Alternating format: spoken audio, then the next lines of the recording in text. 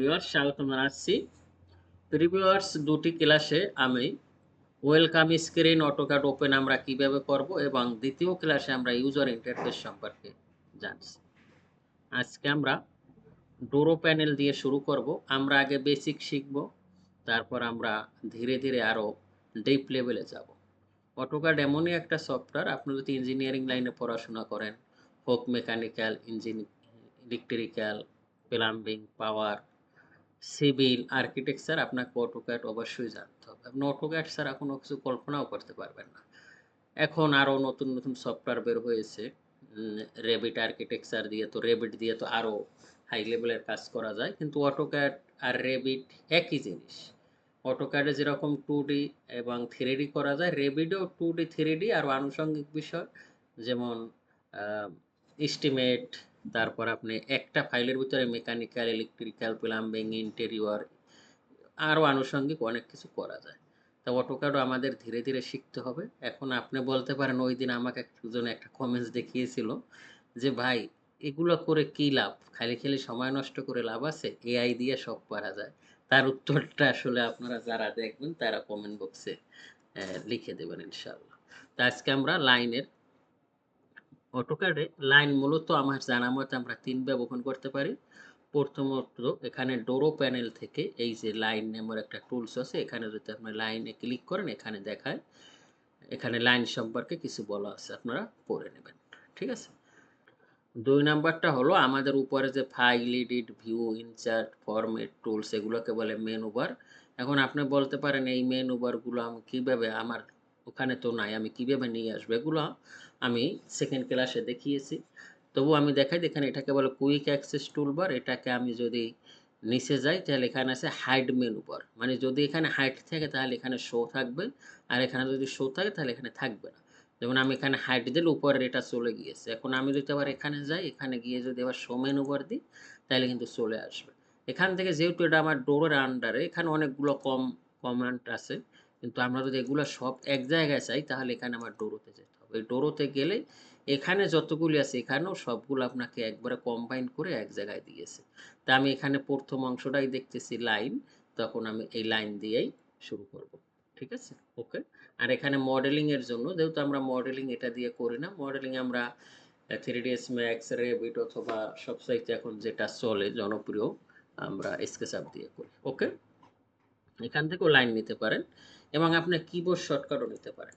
আমি আপনাদের বলবো আপনারা সবসময় কিবোর্ড শর্টকাটে কাজ করবেন। এখানে যে আমরা বক্সগুলো দেখতেছি, এগুলোকে বলে গ্রিড বক্স। একটা সময় যখন মানুষ গ্রিড দিয়ে কাজ করতো, যেহেতু এখন যত দিন যাবে অতই আধুনিকতার ছায়া আসবে, জন্য এই গ্রিড লাইন আমরা এখন কাজ করি না। এটারও অনেক এগুলো গ্রিড চেঞ্জ করা যায়, কিভাবে গ্রিড লাইনে কাজ করা যায়, এগুলো আসলে এখন আমাদের দরকার হয় না বিধে এগুলো আমরা করি।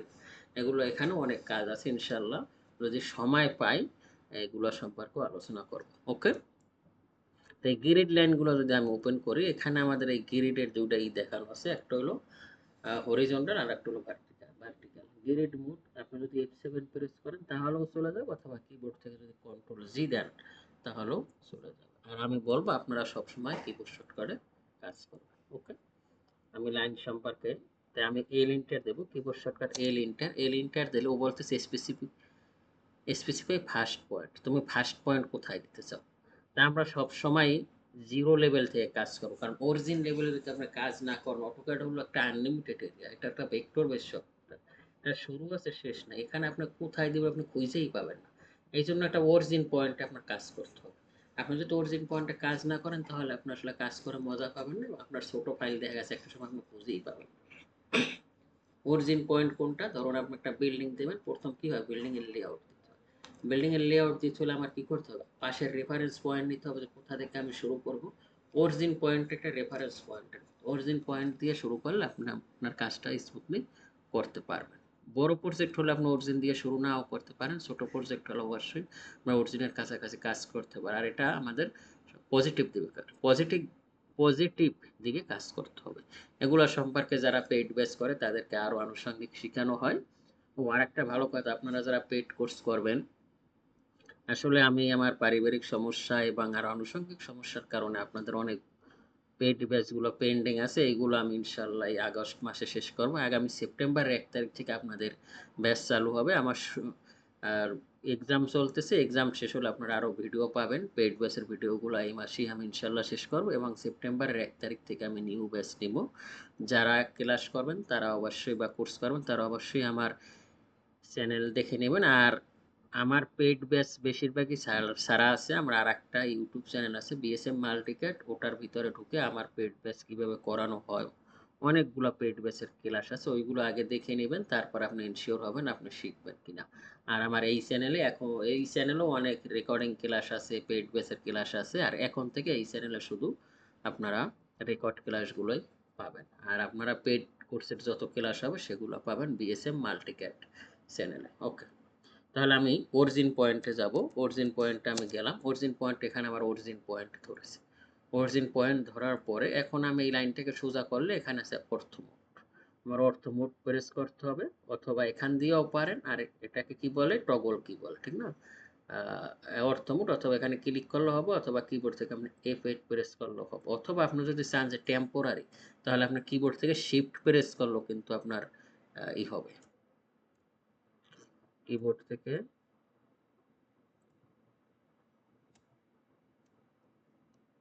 শিফট প্রেস করলে তো হওয়ার কথা, হচ্ছে না এখন। আচ্ছা, কিবোর্ড থেকে শিফট প্রেস করলেও হয়, ঠিক আছে, কিন্তু এখানে আমার হচ্ছে না কেন। আমি আবার দেখি। এল এন্টার দিয়ে আমি অরিজিন পয়েন্টে যাব। ওকে, অরিজিন পয়েন্টে যাওয়ার পর আমি যদি কিবোর্ড থেকে শিফট প্রেস করি, কিন্তু আমার হয়তো বা মাউসটা কাজ করে না, আপনারা দেখবেন শিফট প্রেস করলেও কিন্তু আপনার যতটুকু আপনি টেম্পোরারি নেবেন অতটুকু স্টেট হবে। ওকে, আমি এখান থেকে অর্থমোট প্রেস করি। অর্থমোট প্রেস করলে আমরা এখান থেকে একটা নিতে পারবো। যেমন এখানে কত আছে, আমি এখানে যদি 5 নিই, 5 ইন্টার দেওয়ার পর এটা কিন্তু আমার 5 হয়েছে। এগুলো আমরা আগামী ক্লাসে 5 হয়েছে কিনা এটা আমরা আগামী ক্লাসে যাব।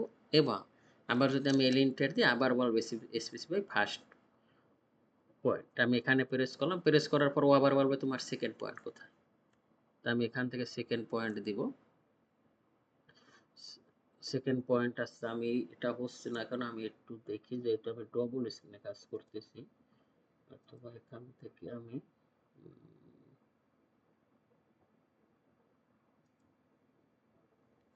এখানে যদি আসি, আমি এখানে আসলে আমি আবার এখানে এল ইন্টার নিলাম।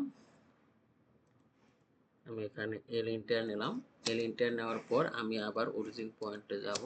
যাওয়ার পরে আমি এখন এটাকে অফ করি। অফ করে এখন আমি যদি শিফট প্রেস করি তাও হচ্ছে না, হয়তো বা শিফটে আমার ঝামেলা আছে, হওয়ার তো কোথায়, এরকম তো হচ্ছে না।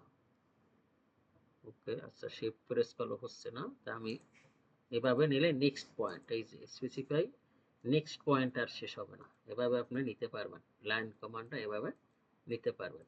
নেওয়ার পরে এখন এখানে আমরা যেহেতু বলছি আমরা প্রতিটা কমান্ডের ডিটেল দেখবো, এখানে আছে কোলোস এবং আন্ডো। কোলোস মানে কি, আপনার ইন পয়েন্ট এবং ফার্স্ট পয়েন্ট ক্লোজ হবে। যেমন আমি যদি এখানে চাই, এখানে এখন আমি চাচ্ছি যে আমার এই ইন পয়েন্ট এবং ফার্স্ট পয়েন্টটা ক্লোজ হবে, তাহলে আমি এখানে সি দিতে পারি। অথবা আমি মনে করি যে আমার এইটা ভুল হয়েছে, তাইলে কি আমি আবার লাইন কমান্ড থেকে বের হবো, তখন আমি আন্ডো দিতে পারবো। আন্ডো দেওয়ার জন্য এখানেও আপনি দিতে পারেন, তাইলে এটা ছুটে গিয়েছে। অথবা এখানে যে ব্লু কালারের যে অক্ষরগুলো আছে এগুলো হলো কমান্ডের শর্ট ফর্ম। যদি আপনি এখানে ইউ প্রেস করেন আন্ডো হবে, আর সি প্রেস করলে ক্লোজ হবে। আমি মনে করি এটাও আমার ভুল হয়েছে, তাই আমি আবার ইউ প্রেস করলে পিছিয়ে যাচ্ছে, আবার যদি ইউ প্রেস করে পিছিয়ে যাবে। এবং আমি চাই যে আমার এই পয়েন্টটা এবং এই পয়েন্টটা ক্লোজ করতে চাই, সেটাও কিন্তু সি প্রেস করলে ক্লোজ হবে। তাহলে আমরা লাইন দিয়ে এই লিনটার দেবো। লাইন দেওয়ার পরে প্রথম আমরা ফার্স্ট কর্নার নেওয়ার পরে আমরা কি করতে পারি, আন্ডো করতে পারি, অথবা নেক্সট পয়েন্ট, আমি এখানে নেক্সট পয়েন্ট দেবো। নেক্সট পয়েন্ট দেবো, নেক্সট পয়েন্ট দেওয়ার পর আমার দুটো অপশন আসে, একটা হলো ক্লোজ আর আন্ডোটা বাই ডিফল্ট আসে। তা ক্লোজ করলে আমার এই ইন পয়েন্টের সাথে এটা ক্লোজ হবে, আর আন্ডো মানে পিছনে যাবে। যেমন এটা আমি যদি আমি আন্ডো করি ইউ প্রেস করে পিছনে যাবে, আর যদি আমি ক্লোজ করি তাহলে এই ফার্স্ট পয়েন্ট এবং লাস্ট পয়েন্ট আমি সি ইন্টার দিলাম। ওকে, এতটুকু আমরা শিখে ফেললাম, আমরা লাইনের ডিটেলস জানলাম। আচ্ছা, এখন যদি আমি মনে করি যে না আমি 45 ডিগ্রিতে একটা লাইন নিব, 30 ডিগ্রিতে লাইন নিব, এটা আমি কিভাবে নিব? এটার জন্য আমরা এল ইন্টার দিব। এল ইন্টার দেওয়ার পরে আমি এখান থেকে একটা লাইন নিচ্ছি। ওকে, লাইন নেওয়ার পরে আমি চাচ্ছি যে স্ট্রেট লাইনটা হবে আমার। স্ট্রেট লাইনটা হওয়ার পরে আমি দিব কি, প্রথমে আমি দিব যে ডাইমেনশন। ডাইমেনশন আমি কত দিলাম, 10 দিলাম। ওকে, 10 দেওয়ার পরে আমি এখন এখান থেকে কত ডিগ্রি অ্যাঙ্গেলে দিব, ঠিক আছে? আমি এখন এটা কত ডিগ্রি, মনে করেন আমি 25 ডিগ্রি অ্যাঙ্গেলে দিলাম। ওকে, 25 ডিগ্রি অ্যাঙ্গেলে দেওয়ার পরে এটা আমরা যত নিয়েছি অতই হয়েছে এবং এটা 25 ডিগ্রি অ্যাঙ্গেলে আছে। এটা আমি এখন দেখাবো না, যারা এগুলো আমি ওই পর্যন্ত যখন যাব তাহলে ক্লাসটার ইন্টারেস্ট থাকবে না। তাহলে আমরা এখানে কি শিখলাম, শিখলাম যে আমরা একটা 10 লাইন নিছি এবং লাইনটার অ্যাঙ্গেল হলো 25, এটা হয়েছে কিনা এটা আমরা সামনের ক্লাসে ধীরে ধীরে জানবো। আর হলো লাইনের ভিতর আমরা কত ধরনের, লাইনের ভিতরে দুটো অপশন থাকে, একটা হলো ক্লোজ আর একটা হলো আন্ডো। আন্ডো মানে পিছনে যাবে আর ক্লোজ মানে ফার্স্ট ইন পয়েন্ট থেকে ফার্স্ট পয়েন্ট কানেকশন হবে। আর আমরা অ্যাঙ্গুলার ভাবে লাইনটা কীভাবে নিয়েছি এবং এটা আমি 25 ডিগ্রি অ্যাঙ্গেলে লাইনটা নিয়েছি। আশা করি আপনাদের ভালো লাগার কথা। ক্লাসটা আসলে আমি একটু লেন্থি করে ফেলছি। আপনারা যারা নতুন আছেন তারা অবশ্যই চ্যানেলটি সাবস্ক্রাইব করবেন এবং আমার ভিডিওগুলি দেখবেন। দেখলে যদি ভালো লাগে তাহলে অনেক অন্যকে ইন্সপায়ার করবেন এবং আমার অনেকগুলো পেড বেস পেন্ডিং আছে, এগুলি শেষ করার পরেই ইনশাআল্লাহ আমি আপনাদের নতুন ব্যাচ চালু করব। এবং আপনারা যারা পেড ব্যাচ দেখতে চান তাহলে অবশ্যই আমার বিএসএম মাল্টিক্যাট চ্যানেলটা আপনারা দেখবেন এবং এই চ্যানেলটা আপনারা ফলো করবেন। সকলের সুস্বাস্থ্য দীর্ঘায়ু কামনা করি। আসসালামু আলাইকুম ওয়া রাহমাতুল্লাহি ওয়া বারাকাতুহু।